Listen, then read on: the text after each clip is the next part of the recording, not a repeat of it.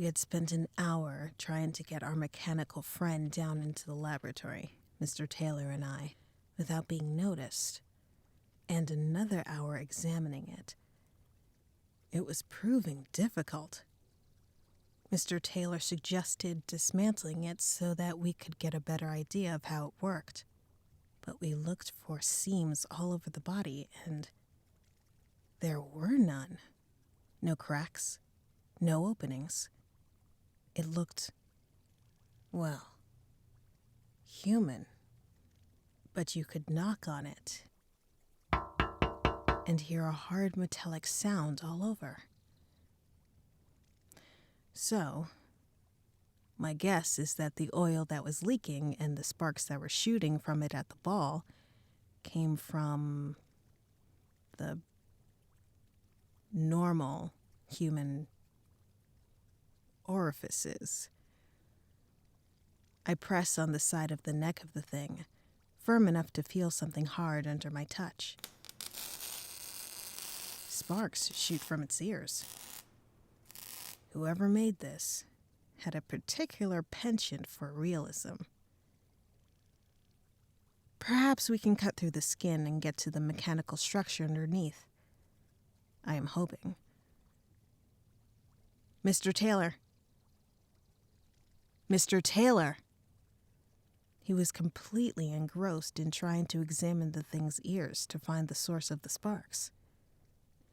Mr. Taylor, I say again, and he finally looks up.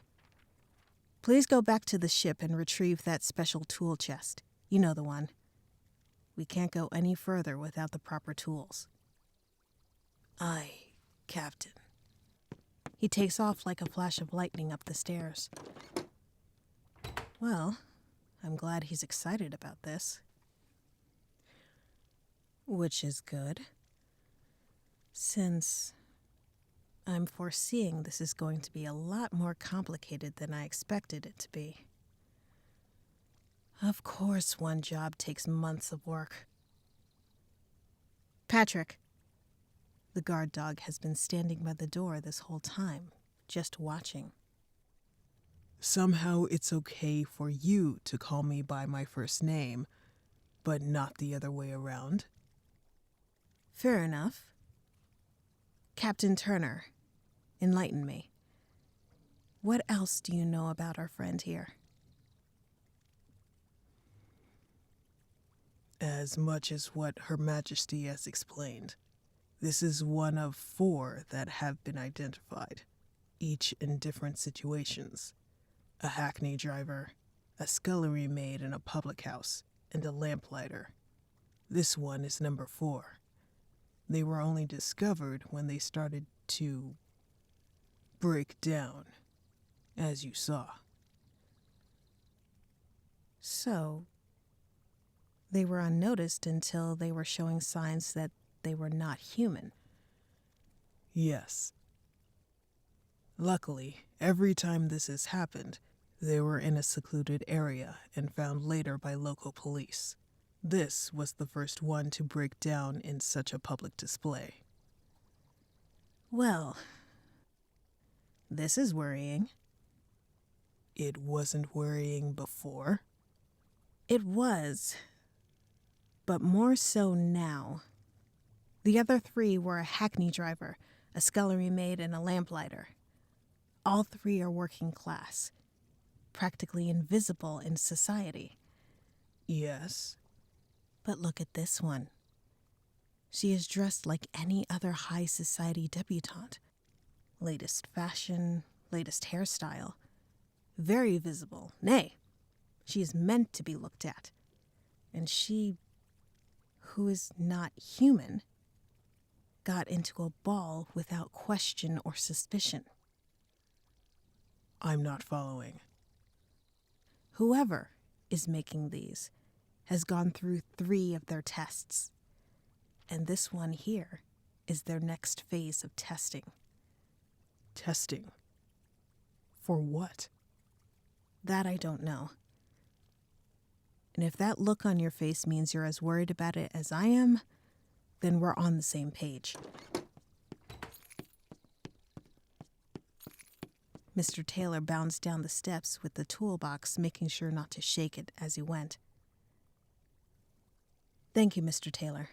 Put on a set of gloves and take a set of shears. Cut the dress from the body, please." Mr. Taylor freezes. Even though we understand this thing isn't human, it still very much looks human, and a human woman at that.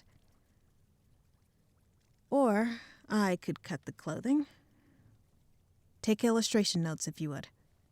"Aye, Captain." He looked very much relieved after that.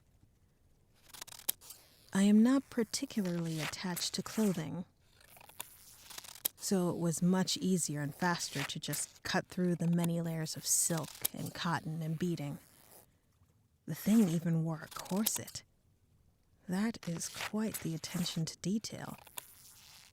When I finally got through the layers to the actual chest, it did indeed look like a human chest. Even Captain Turner turned his back. We were correct, right? This is not human. This is an automaton, if anything. I knock on the chest again. Hollow and metallic. And she wasn't breathing, obviously. The skin was cold and felt like leather. Putting on a set of gloves, I get a scalpel from the toolbox and make an incision down the chest where the sternum would be. And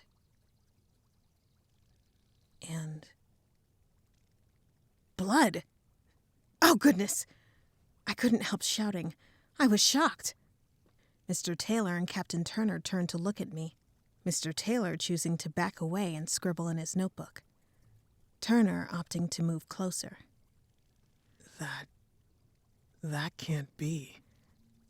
I am stunned. Did I just open a real human being? No. I decided to cut further, running my scalpel over and over again in the incision. If this person were human, she would have been dead anyway, since she hadn't been breathing since the night of the ball. If she ever had been. There was no sign of rigor mortis or decay, so she can't be a corpse. And that's when I heard. That's what I thought. I put aside my scalpel and instead dig out a much larger knife from my toolbox. You're not going to... Oh, yes, I am. I make a large cut with my knife from the base of the throat to the bottom of the rib cage. The scraping of the knife on metal assured me that this would not weigh heavy on my conscience. Now to get it open. Will these help? Turner offers me a pair of very robust-looking shears. Yes, very much so. And if you don't mind, I could use an extra set of hands as well. I turn to look at Mr. Taylor, who is fully engrossed in writing and drawing everything that's going on. He does not do well with the sight of blood. Turner seems hesitant, but ultimately removes his jacket and rolls his shirt sleeves up. Get a set of gloves from the box. I have a pair. He pulls a pair of leather gloves from the inside of his jacket. No, the ones I have a particular magical property that can help. Mine do the same. I told you.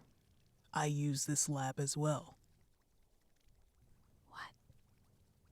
I definitely needed questions answered. Later. But for now, we dissect.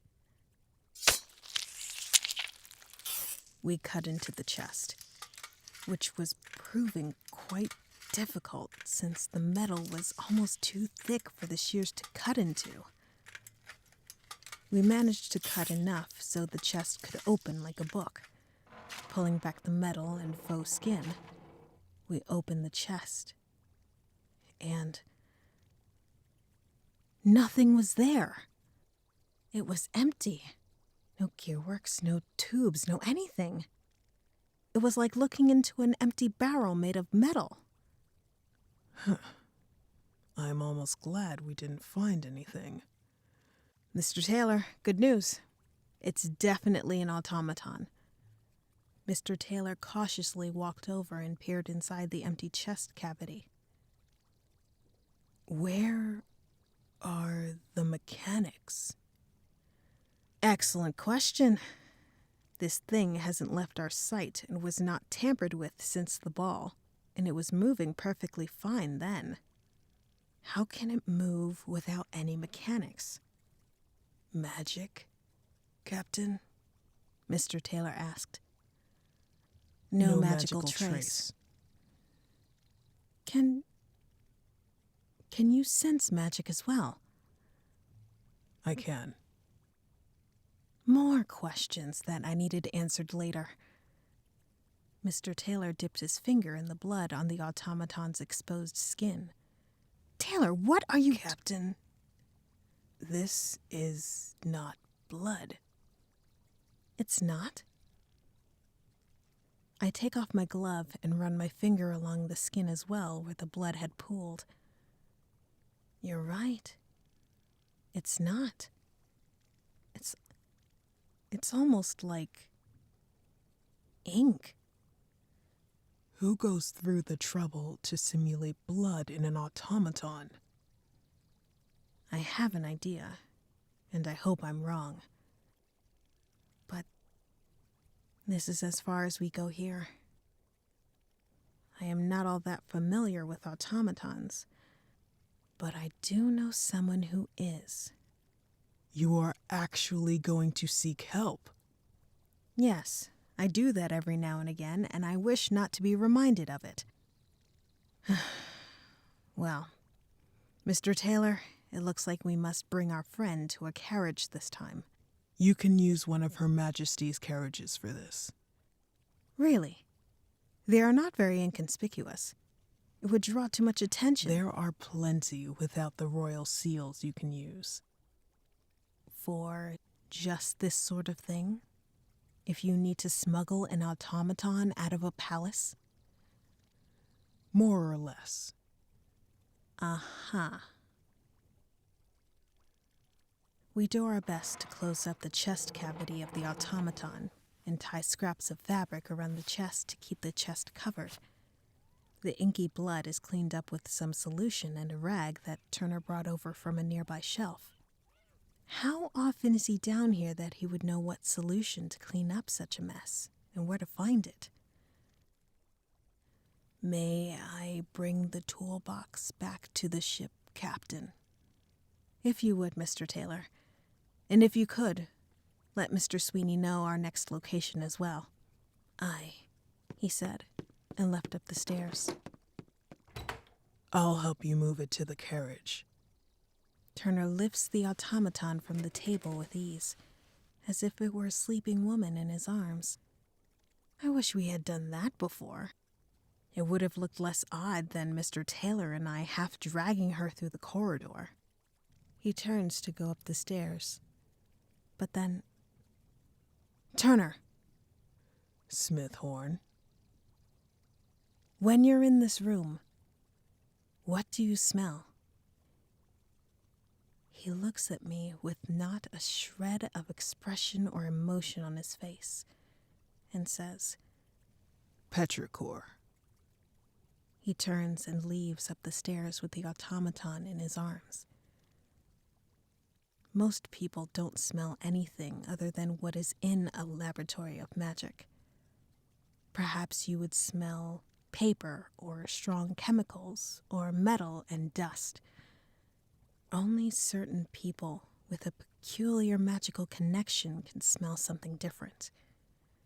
I did not expect the guard dog to be one of them.